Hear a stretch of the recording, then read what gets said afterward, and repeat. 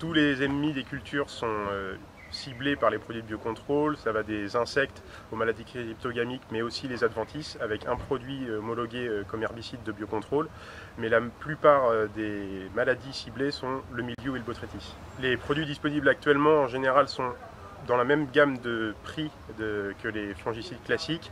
En termes d'efficacité, pour l'instant, il est assez utopique d'imaginer 100% de la protection à base de biocontrôle, mais on peut assez facilement les intégrer en connaissant leurs limites et en les positionnant au mieux possible pour s'assurer d'une protection efficace.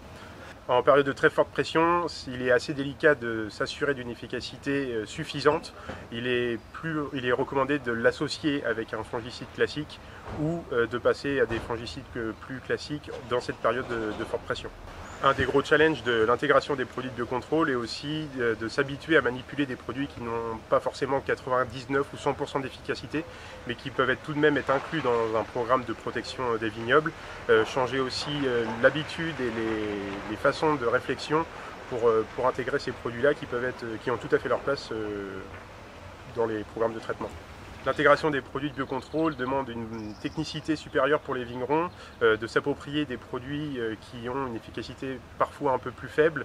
Une bonne réactivité est nécessaire et une bonne technicité au niveau de la qualité de pulvérisation et de la précision peut favoriser les efficacités. Ces produits peuvent être un peu plus fragiles et nous obligent à changer un petit peu de mode de réflexion. Par exemple, on a un produit de biocontrôle qu'on teste qui est sensible aux UV, ce qui implique de changer les dates de renouvellement, pas en fonction des pluies, mais en fonction de l'exposition au soleil, ce qui peut aussi expliquer des différences d'efficacité entre le laboratoire et le plein champ, où les conditions de laboratoire sont contrôlées et sont optimales.